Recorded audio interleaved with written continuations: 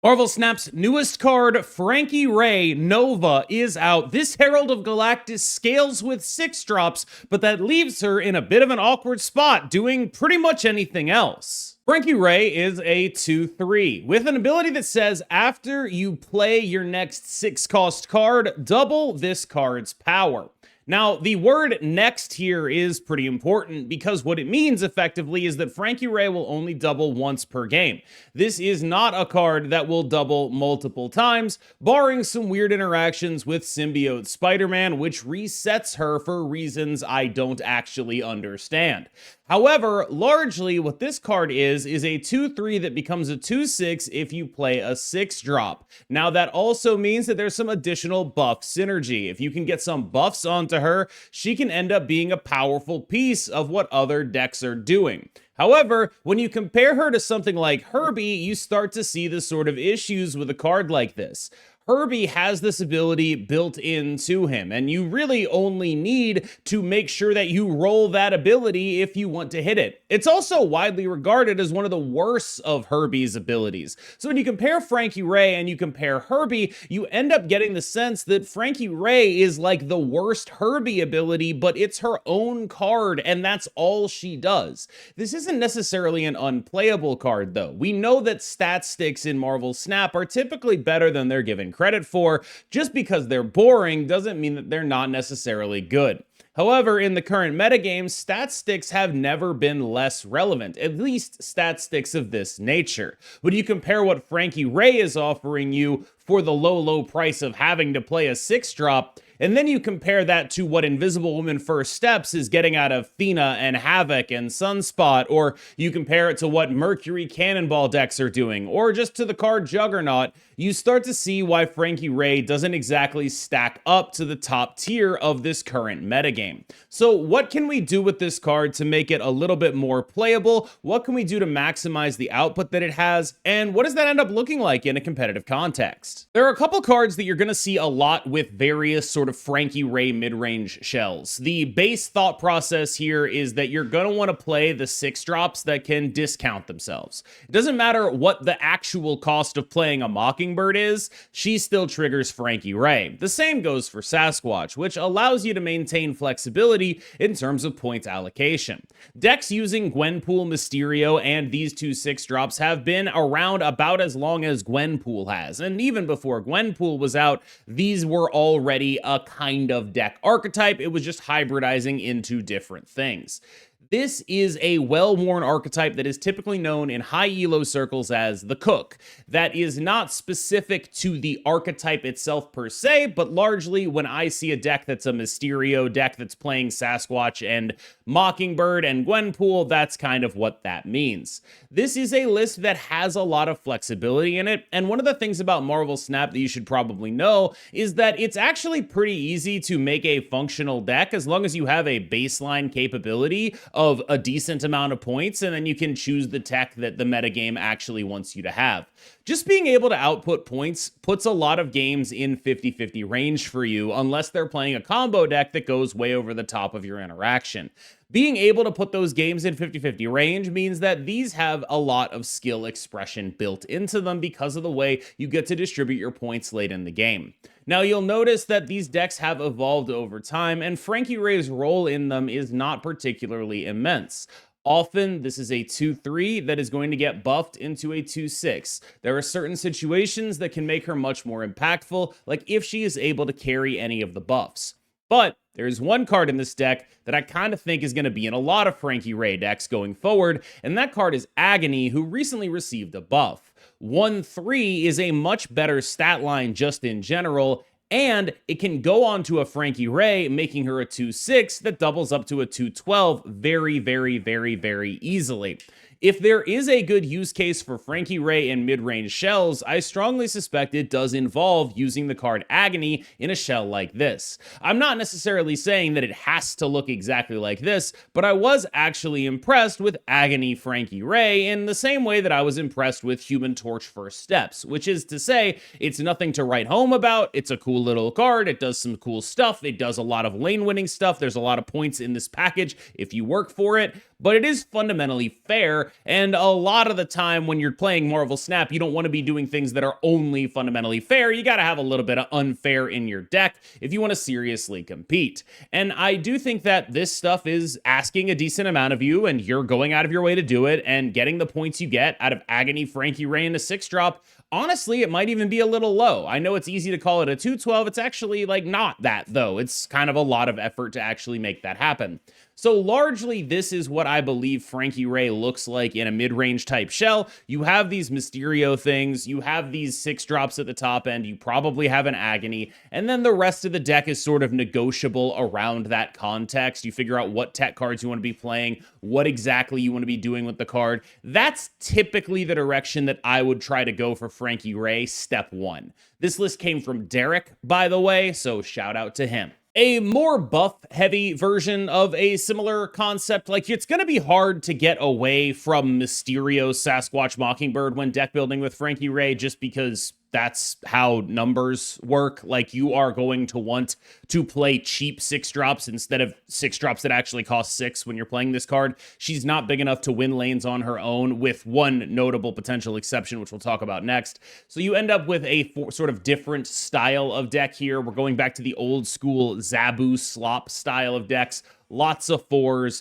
and then you also have your typical, what I would call the Frankie Ray mid-range package of Sasquatch, Mockingbird, and Mysterio, allowing Frankie Ray to receive buffs, and generally, this deck wants to output points, interact profitably, reduce the cost of its things, not increase the cost of your opponent's things, increase the amount of points that it can put on the board, and try to go a fair game plan into pretty much everything in the world.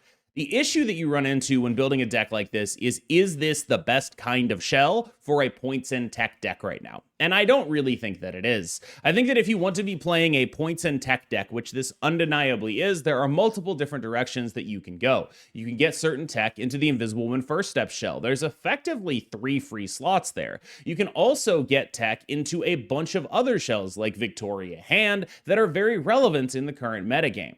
This deck is asking a lot from you in terms of the slots devoted to the strategy. Frankie Ray, Mysterio, the 2 6s, and then also whatever else you're doing for points. And as such, I think it ends up feeling like it's a little bit lackluster compared to something like Victoria Hand, which is a much more self-contained package, or even Invisible Woman First Steps, which people don't think of as a tech deck, but very easily can be. As such, I think this is a very fine way to play the game Marvel Snap, but it's not a reason to spend 6,000 tokens. Alternatively, you could just pretend that Shang-Chi doesn't exist. And if you do that, this is actually probably the strongest deck we're talking about. If Shang-Chi's not real and Shadow King's not real, then you can't lose with this deck a lot of the time. Well, okay, if Shang-Chi's not real, if Shadow King's not real, if Cosmo's not real, if Juggernaut's not real, if Elias's not real, I think you get the point. But the nut draw here is very, very, very compelling. You are able to do all sorts of really dumb Wong stuff. You have this weird random backup Galactus, and frankly, we are at a relative nadir because people are targeting these sort of Victoria Hand, Invisible Woman. They're targeting a bunch of weird stuff, right?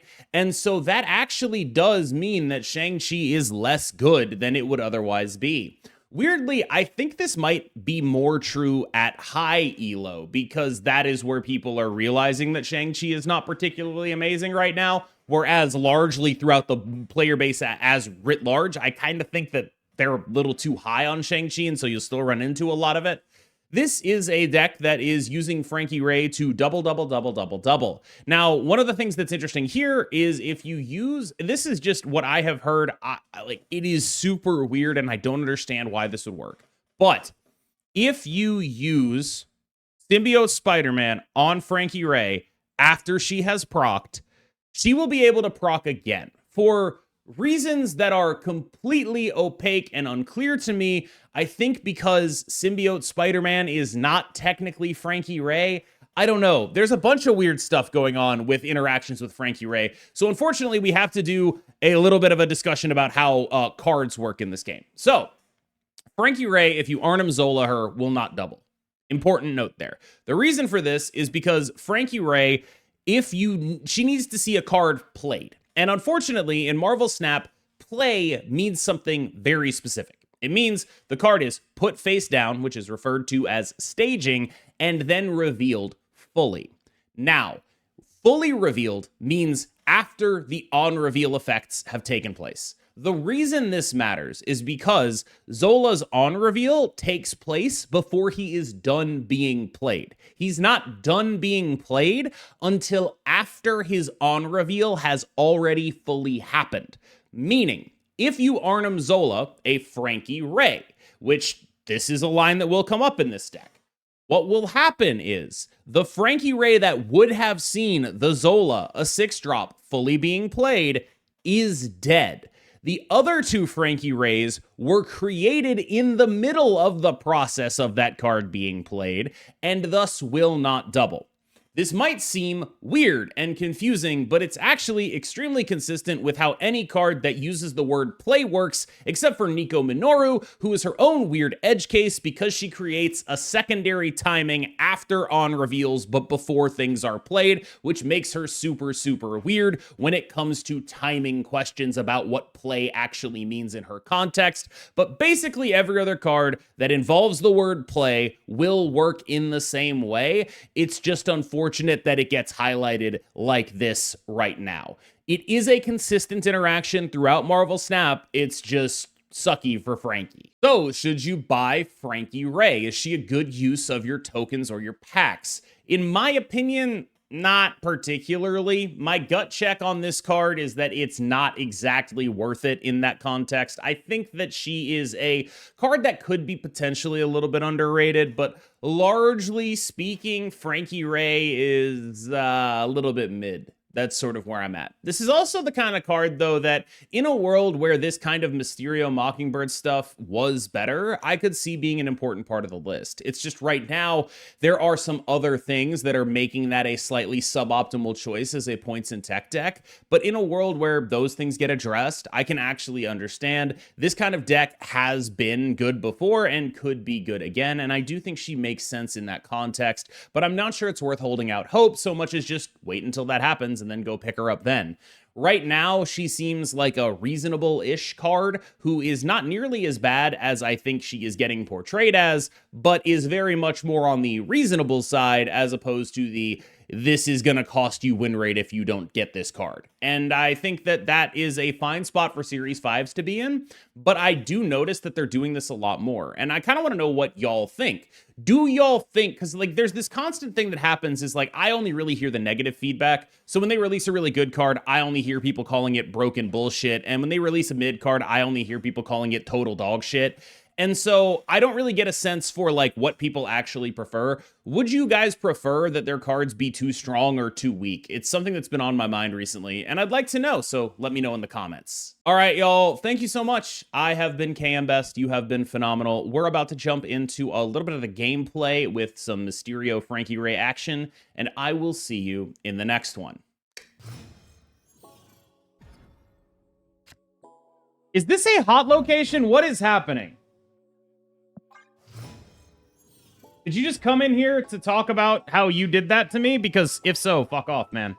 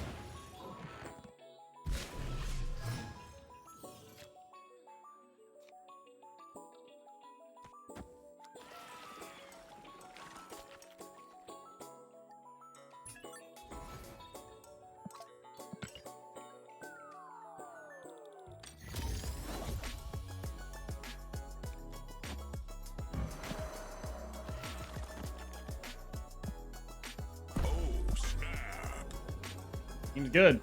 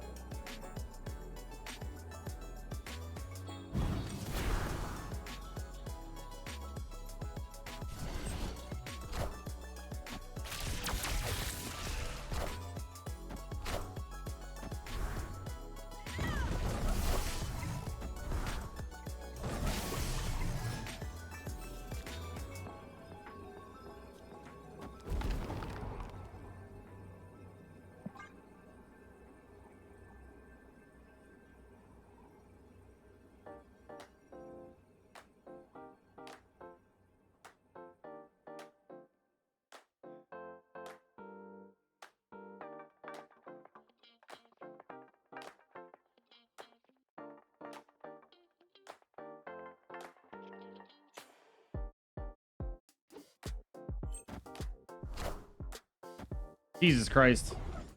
It hits the only one? What the actual fuck, dude? What the actual fuck? That probably just lost us the game.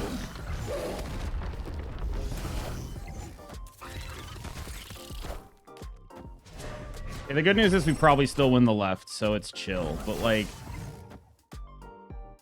What the fuck, man?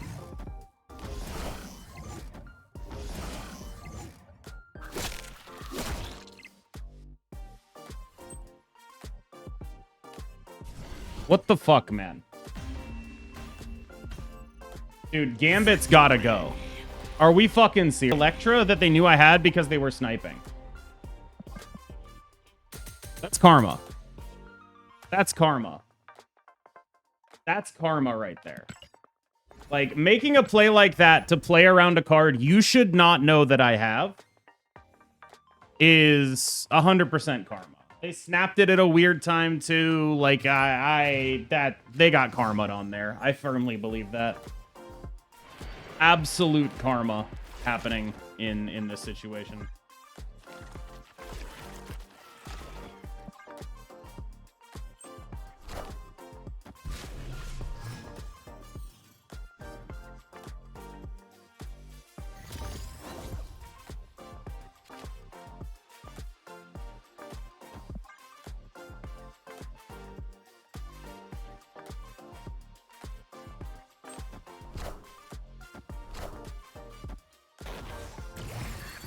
My 10-year-old nephew told me about karma. It was a pretty good explanation.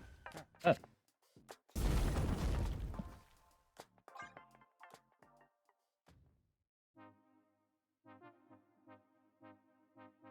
right, fuck this. Let's do it.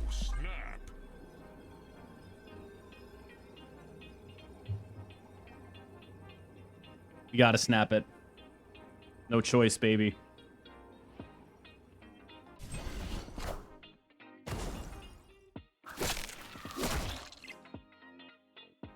Let's give back that 4, dog. We're giving back that 4, dog.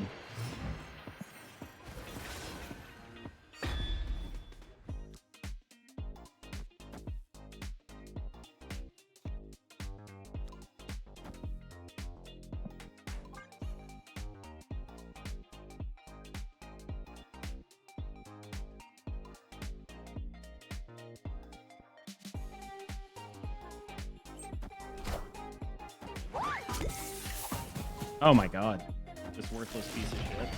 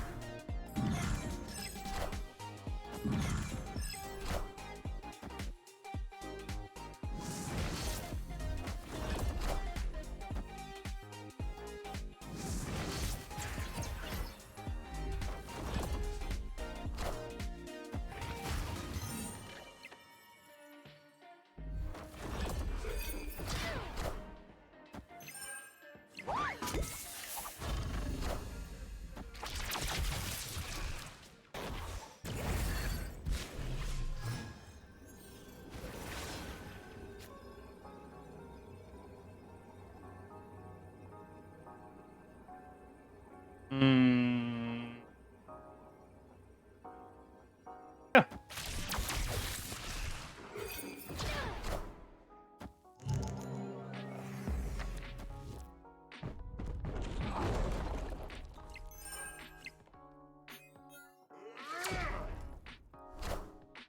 I think that kills me. I don't know. No, I win by 1. I win by 1. I did it. Actual Frankie Ray diff. Look at that Frankie Ray diff right there, dude.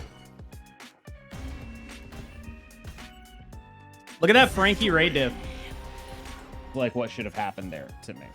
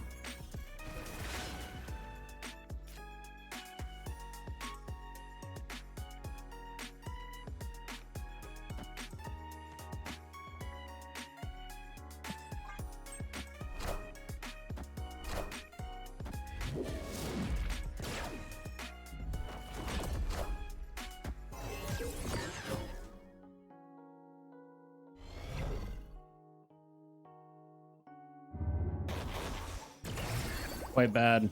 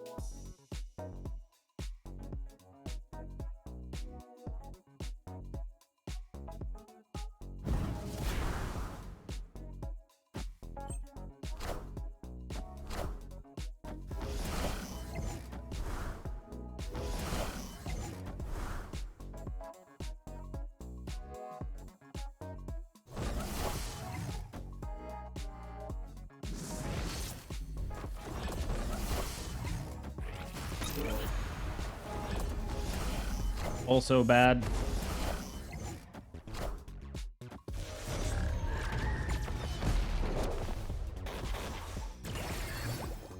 Oi out of 10 is how I would describe this one.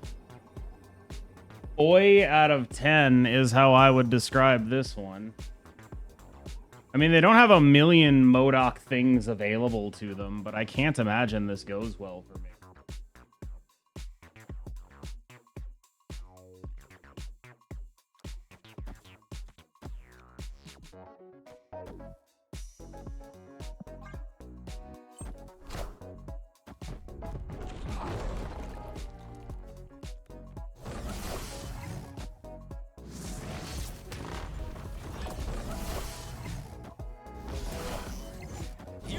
Like MODOK Blade, it is MODOK Blade.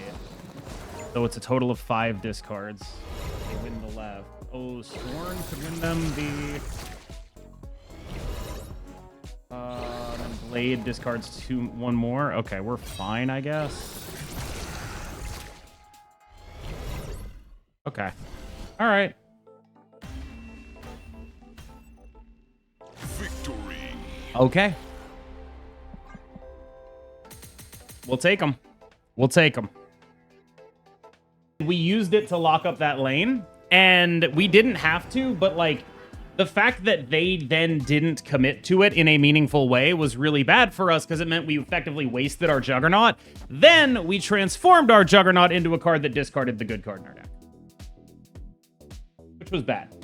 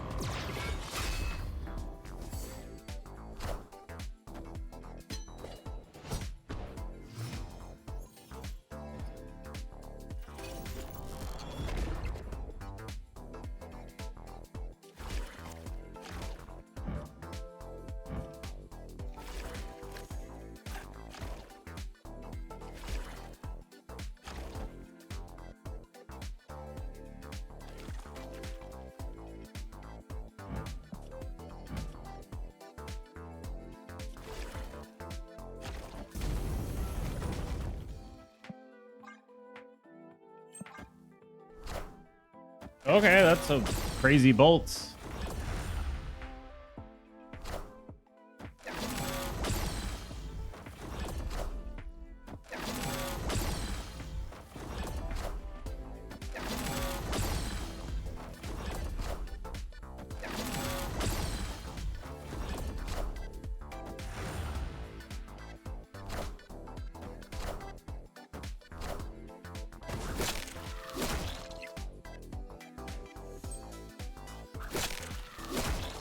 That is one bolted ball pack.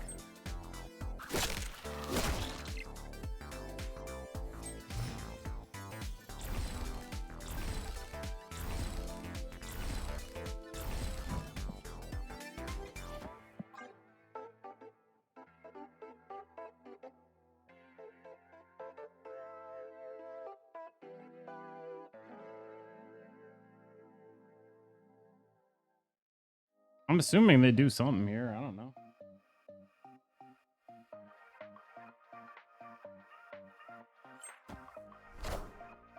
Does that even beat us?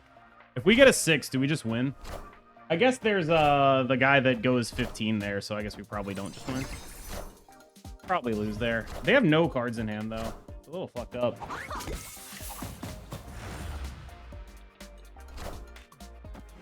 $28. So we add 14.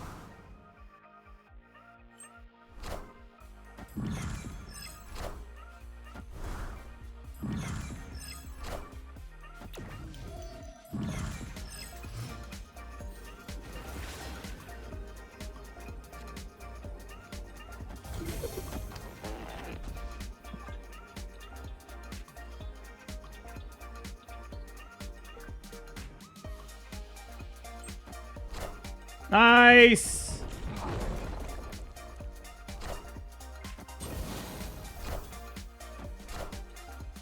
Get that shit out of here, dog. Get that shit out of here, dog. Not a chance, brother. Frankie Raye facing down a Bar Sinister and winning basically on her own.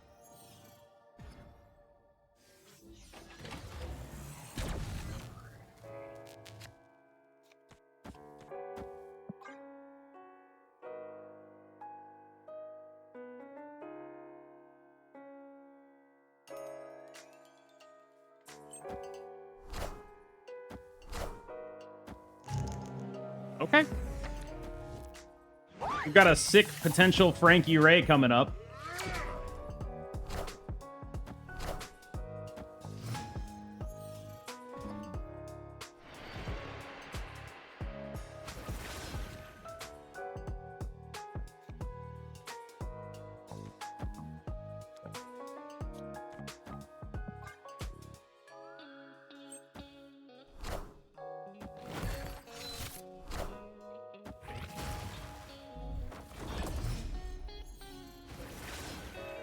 With Mercury and that shit in here, I'm not feeling this.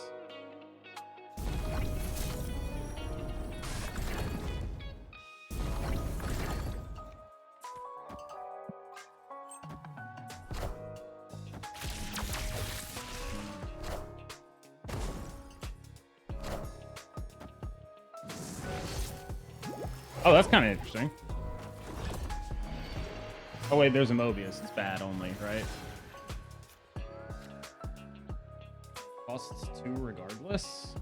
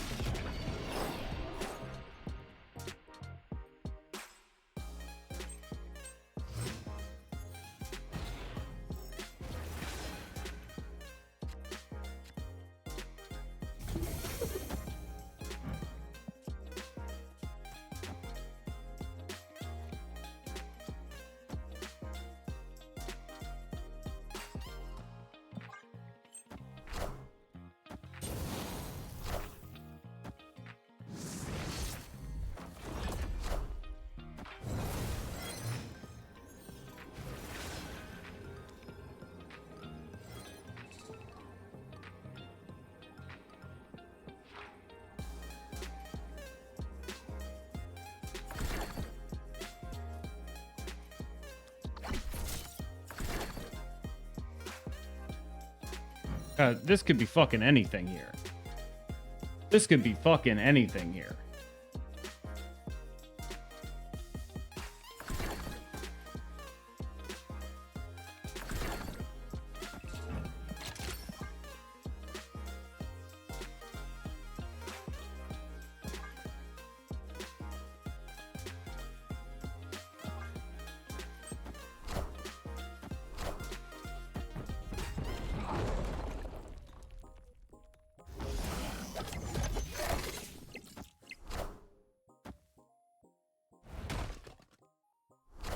Thank God, we still win.